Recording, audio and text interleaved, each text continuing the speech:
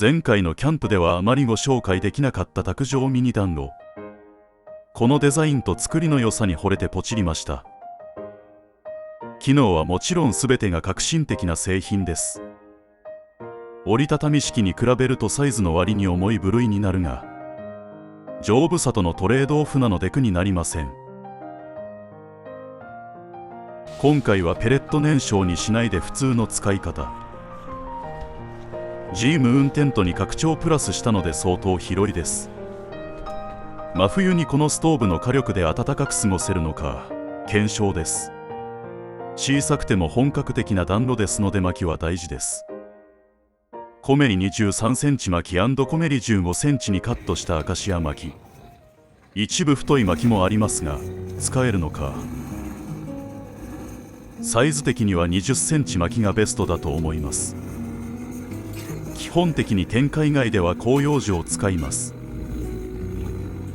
このストーブはロストルないのでスーパーで水切り買って簡易ロストル代わり。少しでも空間があるとエアー通りやすい。煙突だけはよく温めてドラフト発生促進します。エルボ3個分ドラフトは低下しますので注意が必要です。なおテントはサイドのメッシュ塞がない条件でのテストになるので、このテントよりも小さければもっと温まるはずです。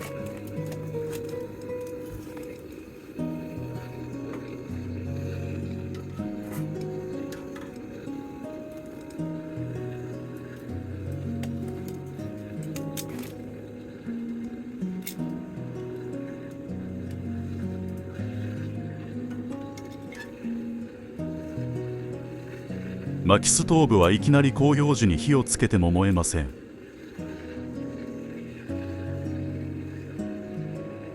細割りした針葉樹で余熱し置きを作ります。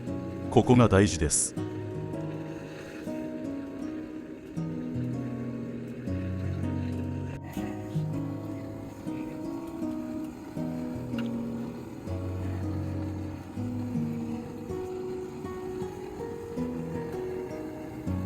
本体もガラスも頑丈なので無理に焼く必要はありません。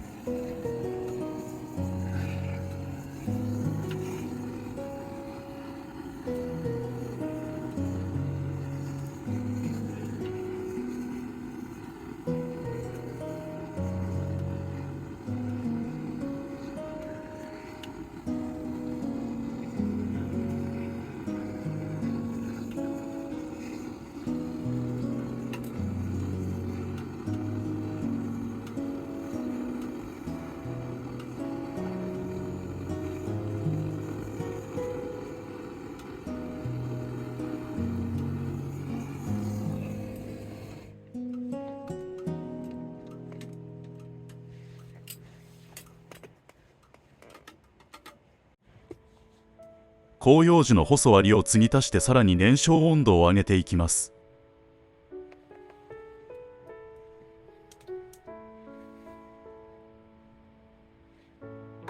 コメリの23センチ薪は真横には置けないが、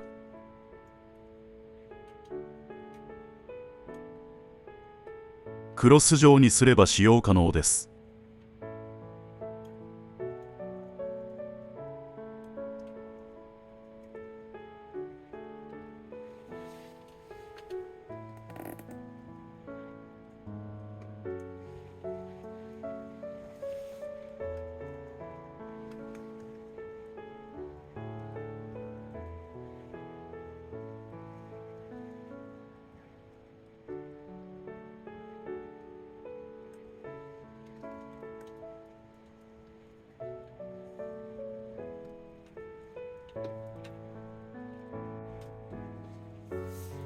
ひとしきり燃え終わると置きができるので叩いて敷き詰めます。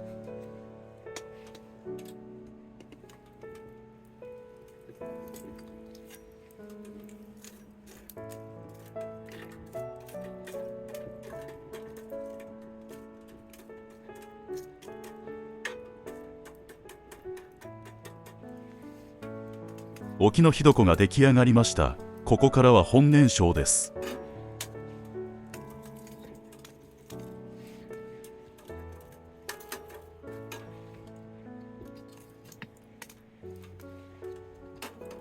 焚き火と少し違うのは沖ができてからが本番というところです。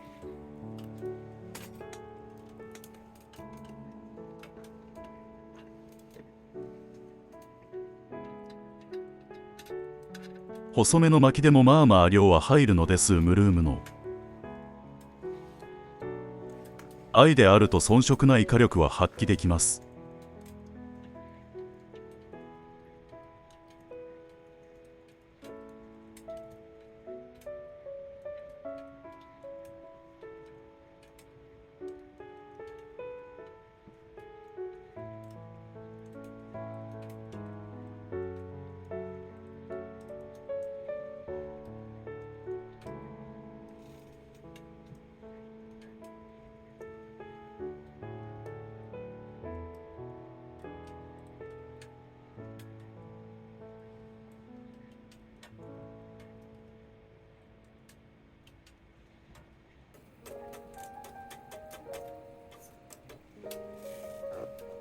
割と太めの薪も入れてみます。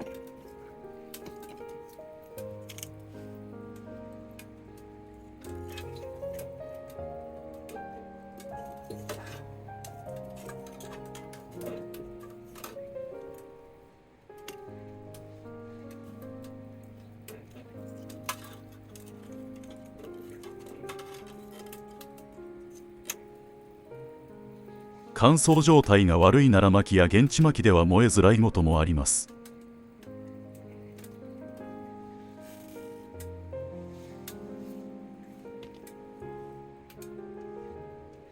自分の中ではコメリのアカシア薪はコスパ品質最高です。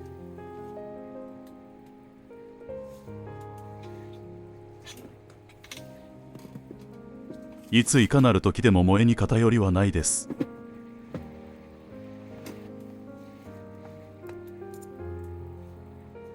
奈良巻よりもやや日持ちは悪いものの扱いやすさは最上です。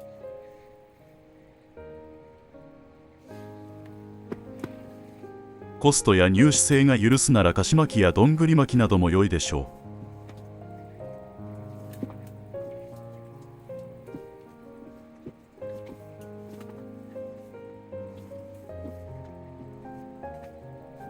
針葉樹だけの場合は沖がかさばり日持ちも悪いので、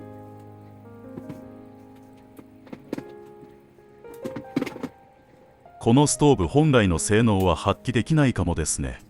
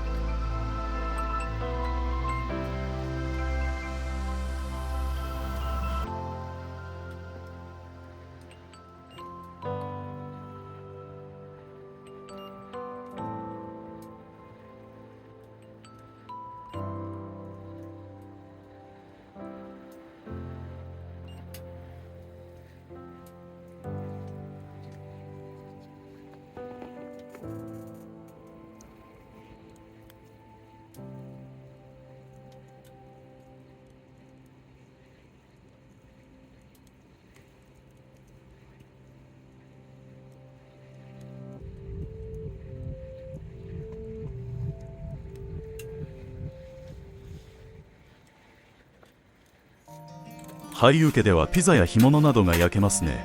高さがあるものはさすがに無理ですが、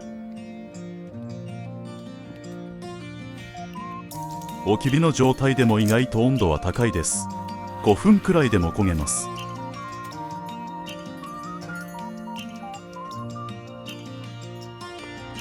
灰が少し乗るのは想定内です。 W。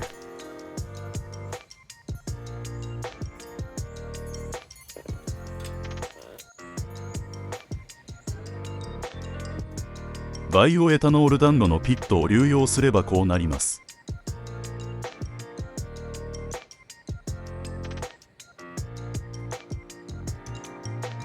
500cc で1時間以上は燃えます。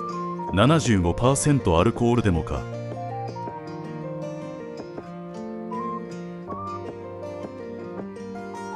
お湯くらいなら沸く感じ。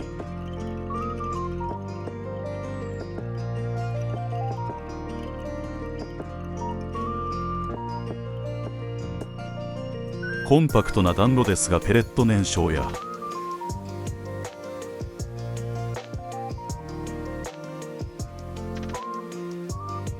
卓上料理器具として、はたまたエタノール暖炉として、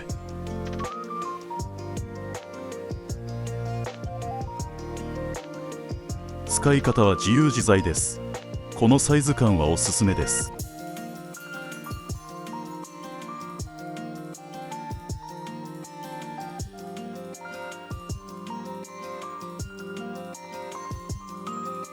折りたたみ式とは違い、少々燃やしすぎても変形しないです。耐久性も問題ない製品なので長く楽しめるストーブだと思います。